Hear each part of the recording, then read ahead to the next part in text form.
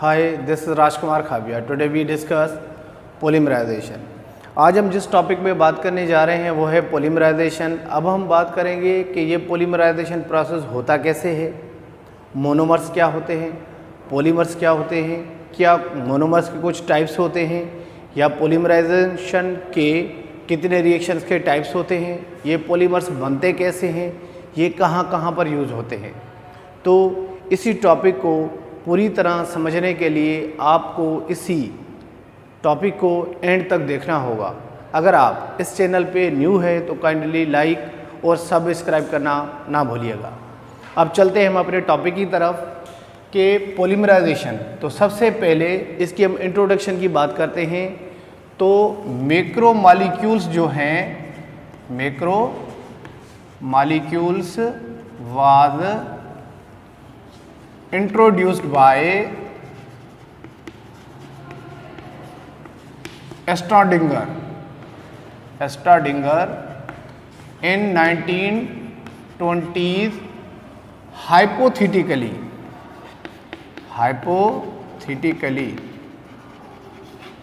इसके कहने का मकसद ये हुआ कि जो पहली मर्तबा मैक्रोमॉलिक्यूल्स का जो कॉन्सेप्ट या बात की गई, हाइपोथेसिस दिया गया, सिर्फ आइडिया दिया गया, वो 1920s में दिया गया। और किसने दिया था? स्टॉडिंगर ने दिया था। फर्दर हमने क्या किया, इन मैक्रोमॉलिक्यूल्स को क्लासीफाई किया दो कैटेगरीज में, classified into two categories.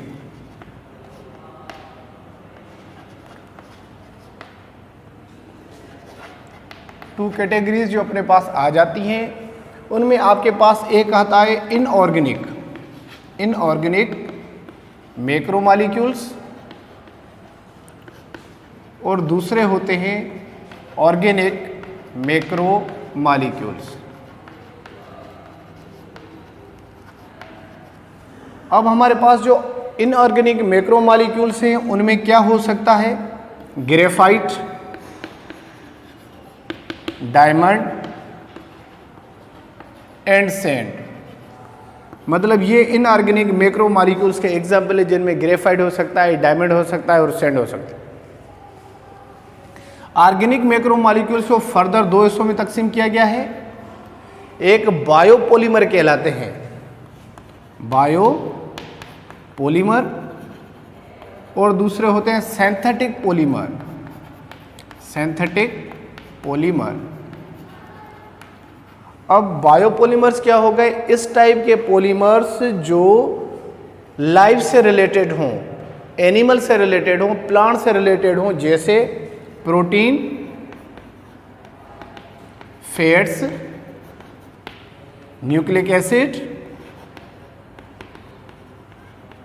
Carbohydrate, ETC। मतलब protein, fats, nucleic acid, carbohydrates वगैरह हो सकते हैं। जबकि सिंथेटिक पॉलीमर्स जो अपने पास हैं उनमें जो हम आर्टिफिशियली चीज़ें बनाते हैं वो आ जाते हैं। अब सिंथेटिक पॉलीमर में क्या है? जैसे नायलॉन है, डेक्रॉन है, टेरिलेन है, PVC है, पॉलीविनाइल क्लोराइड है और पॉलीइथाइलिन है। तो ये सारी चीज़ें जो है अपने पास किस में आ जाती हैं? सिंथेटिक पॉलीमर्स में आ जाती हैं।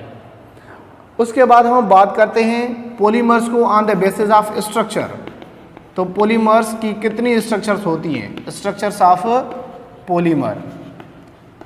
तो on the basis of structure of the polymer हमारे पास इनके तीन टाइप्स हैं। Linear polymer. अब ये जो लीनियर पॉलीमर होगा वो कैसे होगा? इस तरह एक चेन होगी, अगेन चेन, इस तरह की जो आपको स्ट्रक्चर दिख रही हो ये लीनियर है। उसके बाद दूसरा इसका टाइप है ब्रांच्ड लीनियर पॉलीमर। होंगे लीनियर, लेकिन यहाँ पर क्या होंगी? ब्रांचेस होंगी। तो आप उनको क्या कहेंगे? Branch linear polymer.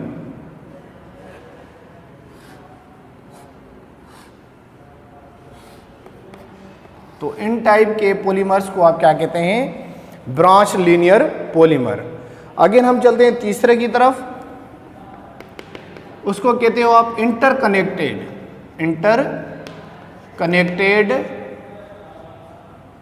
पॉलीमर, या आप ये भी कह सकते हो क्रॉस लिंक्ड पॉलीमर। अब क्रॉस लिंक्ड पॉलीमर में क्या हो सकता है, मतलब क्रॉस लिंक्ड का मतलब होगा कि दो टाइप के पॉलीमर्स इस तरह बने हुए होंगे, फिर उनकी आपस में एक लिंक हो जाएगी, जैसे यूं हो गया, यहाँ पर ये किसी तीसरे के साथ जाके कनेक्ट हो जाएंगे, तो ये अपने पास जो आ जाते हैं वो क्रॉस लिंक्ड पॉलीमर्स में आ जाते हैं। तो इस तरह के पॉलीमर्स को आप क्या कहते हो, इंटरकनेक्टेड पॉलीमर और क्रॉस लिंक्ड पॉलीमर। ये तीन जो टाइप्स हैं वो हमारे कहाँ पर आ जाते हैं, on the basis of structure आ जाते हैं। अब चलते हैं डिग्री ऑफ पॉलीमराइजेशन की तरफ। डिग्री ऑफ पॉलीमराइजेशन,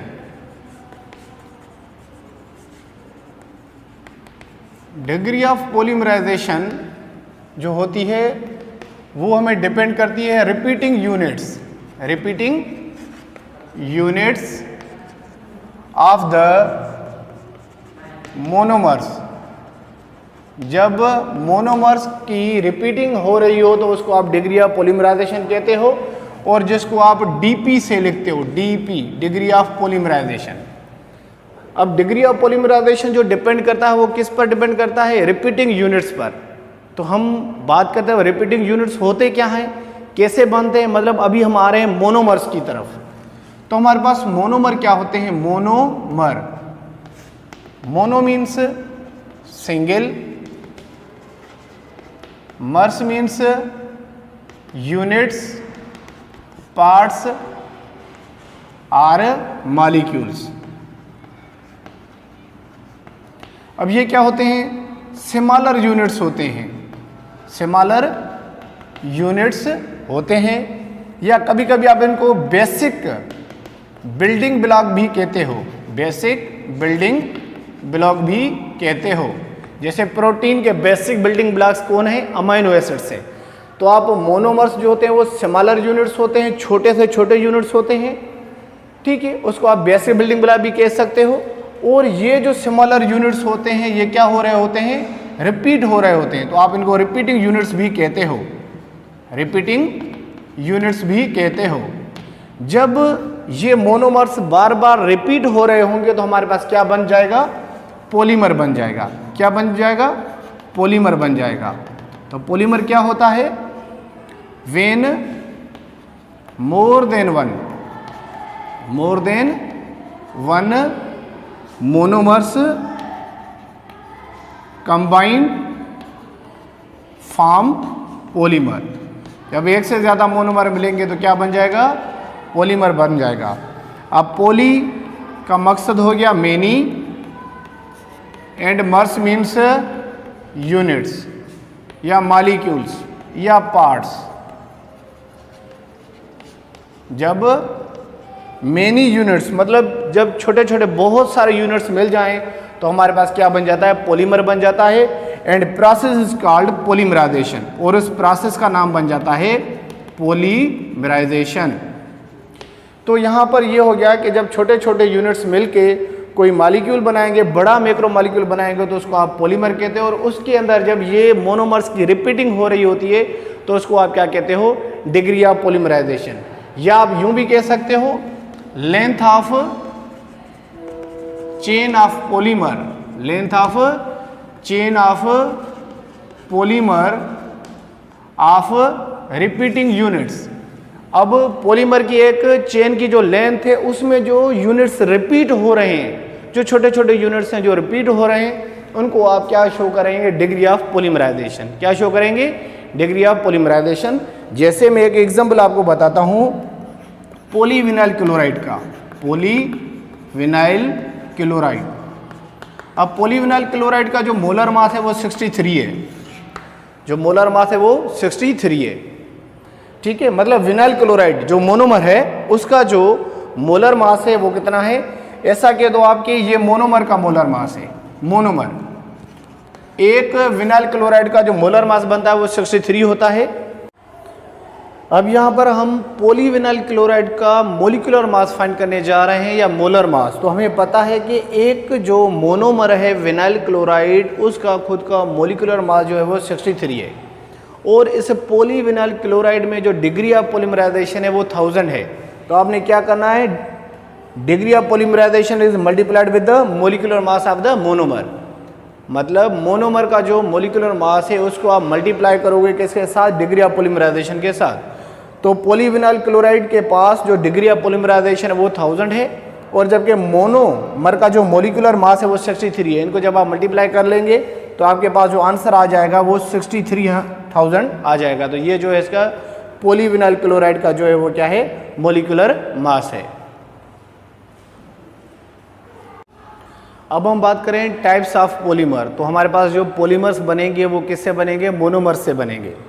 तो जो मोनोमर्स मिलके पॉलीमर बना रहे हैं उसमें मोनोमर्स किस टाइप के होंगे और किस टाइप के पॉलीमर्स हमारे पास बनेंगे उनके ऊपर हम डिस्कस कर रहे हैं। तो हमारे पास एक जो टाइप होता है उसको आप कहते हो होमो पॉलीमर। होमो पॉलीमर में क्या होता है, वर्ड होमो से ये क्लियर हो जाता है, होमो मतलब सेम। तो यहाँ पर सेम मोनोमर्स जो होंगे मिलके क्या बनाएंगे, पॉलीमर बनाएंगे। मोनोमर्स क्या होंगे, सेम होंगे। जैसे मैं एग्जांपल ले लेता हूँ पॉलीथीन। एग्जांपल अपने पास किसका है, पॉलीथीन या पॉलीइथीन, पॉलीइथीन या पॉलीइथाइलिन, ये सारे जो हैं एक ही पॉलीमर के डिफरेंट नेम्स हैं। यहाँ पर जो मोनोमर्स होता है वो होता है इथीन। मोनोमर क्या होता है, इथीन होता है। अब क्या होगा, जब ये एक से ज़्यादा ऐसे इथीन के मॉलिक्यूल मिलेंगे तो क्या बन जाएगा, पॉलीइथीन बन जाएगा। एक से ज़्यादा ऐसे ही, मतलब एक से ज़्यादा इथीन मिलेंगे तो क्या बनेगा, पॉलीथीन। अब क्या क्लियर हो गया, यहाँ से एक इथीन तो दूसरा भी इथीन, तीसरा भी इथीन, चौथा भी इथीन, तो मतलब सारे इथीन ही होंगे। तो यहाँ पर मोनोमर्स क्या हो गए, सेम टाइप के मोनोमर्स मिलके जब एक बड़ा मॉलिक्यूल मैक्रो मॉलिक्यूल बनाएंगे तो उसको आप क्या कहेंगे, होमोपॉलीमर। नेक्स्ट आपके पास एग्जांपल है कोपॉलीमर। कोपॉलीमर को का मकसद ये हो जाता है different monomers, different type of monomer. लेकिन डिफरेंट टाइप ऑफ मोनोमर मतलब कितने डिफरेंट हो, डिफरेंट यहाँ पर जो मोनोमर्स होंगे वो कितने होंगे, सिर्फ 2 डिफरेंट मोनोमर्स होंगे, 2 से ज़्यादा मोनोमर्स नहीं होंगे। 2 से ज़्यादा मोनोमर नहीं होंगे तो ये डिफरेंट टाइप ऑफ मोनोमर। लेकिन वो डिफरेंट टाइप ऑफ मोनोमर कितने, 2 डिफरेंट टाइप ऑफ मोनोमर जब मिलेंगे तो क्या बन जाएगा, कोपॉलीमर। जैसे हम एग्जांपल लेते हैं नायलॉन का। नायलॉन में क्या होता है, एक होता है एडिपिक एसिड, दूसरा होता है हेक्सामिथाइलिन डायअमाइन, हेक्सामिथाइलिन डायअमाइन। अब यूं समझ जाए, यहाँ पर जो फंक्शनल ग्रुप है वो अमाइन है, यहाँ पर जो फंक्शनल ग्रुप है वो कार्बोजाइलिक है। तो यहाँ पर दोनों में जो है हमारे पास मोनोमर्स दोनों क्या है, चेंज है। ये जब दोनों डिफरेंट मोनोमर्स मिलके जो पॉलीमर बनाएंगे उन पॉलीमर को आप क्या कह सकते हो, कोपॉलीमर कह सकते हो। तीसरा आपके पास है टरपॉलीमर।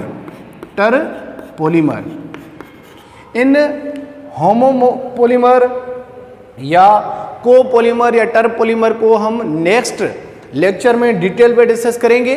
लेकिन अभी जो है सिर्फ हम इनके नाम ले रहे हैं, फिर आगे हम इनके टाइप्स ऑफ रिएक्शन को डिस्कस करेंगे। तो टरपॉलीमर जो अपने पास है उसमें क्या होंगे, 3 डिफरेंट मोनोमर्स, 3 डिफरेंट मोनोमर्स। तो यहाँ पर जो मोनोमर्स होंगे वो 3 इकसाम के होंगे और तीनों ही एक दूसरे से क्या होंगे, मुख्तलिफ होंगे। तो उनको आप क्या कहते हो, 3 different type of monomer is known as terpolymer. अब हम चलते हैं प्लास्टिक के टाइप्स की तरफ। मतलब जो पॉलीमर में जो एक एग्जांपल आता है सिंथेटिक पॉलीमर में, वो क्या होता है, प्लास्टिक, रबड़। तो प्लास्टिक या रबड़ की तरफ चलते हैं। तो प्लास्टिक को हमने 2 कैटेगरीज में डिस्ट्रीब्यूट किया हुआ है। प्लास्टिक के 2 कैटेगरीज हो गई, एक थर्मोप्लास्टिक या थर्मो सॉफ्टनिंग, थर्मो सॉफ्टनिंग। अब ये थर्मोप्लास्टिक या थर्मो सॉफ्टनिंग या थर्मोप्लास्ट, कभी कभी इसको आप थर्मोप्लास्ट भी कह सकते हो, थर्मोप्लास्ट। तो ये इस टाइप के प्लास्टिक के टाइप हैं या ऐसे पॉलीमर्स हैं which can be heated repeatedly and softened on heating and hard on cooling। इसको आप सिंपल अल्फाज में ये कह सकते हो कि इस टाइप के जो पॉलीमर्स है इनको आप बार बार रीशेप कर सकते हो, इनको मेल्ट करवा के एक शेप से दूसरी शेप में कन्वर्ट कर सकते हो। इसका मतलब हो गया repeated, they are repeatedly soften on heating, मतलब हीटेड एंड रिपीटेडली ये हो सकते हैं।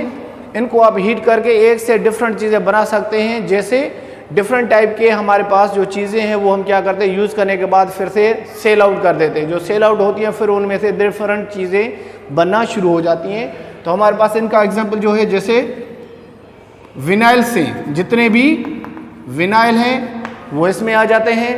नाइट्रोसेल्यूलोज है, नाइट्रोसेल्यूलोज या सेल्यूलोज एसीटेट, ये इनके एग्जाम्पल्स हैं जो अगेन एंड अगेन रीशेप हम दिलवा सकते हैं। एक और है टाइप थर्मोसेटिंग, थर्मोसेटिंग। अब ये जो टाइप है थर्मोसेटिंग, ये प्लास्टिक का ऐसा टाइप है which can not be reshaped again. आप इसको कह सकते हो कि ये रीशेप हो सकता है again and again, reshaped again and again, क्योंकि ये हीट करने से सॉफ्ट हो जाता है और सॉफ्ट होने के बाद इसको कोई भी आप शेप दे सकते हो, किसको, थर्मो सॉफ्टनिंग को। लेकिन थर्मोसेटिंग जो है वो रीशेप्ड अगेन नहीं होता। जब आप इनको हीट करते हो ना, हीटेड टू बी हार्ड, जब इनको आप हीट करते हो तो ये क्या हो जाते हैं, हार्ड हो जाते हैं। तो इस वजह से ये अगेन एंड अगेन यूज नहीं हो पाते। अब इनके एग्जांपल हमारे पास कौन हो सकते हैं, phenol formaldehyde,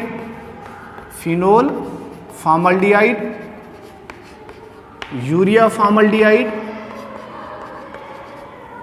and silicones ETC। ये हमारे पास दो प्लास्टिक के टाइप्स थे जो डेली लाइफ में हम यूज़ करते हैं। Thank you so much for joining us.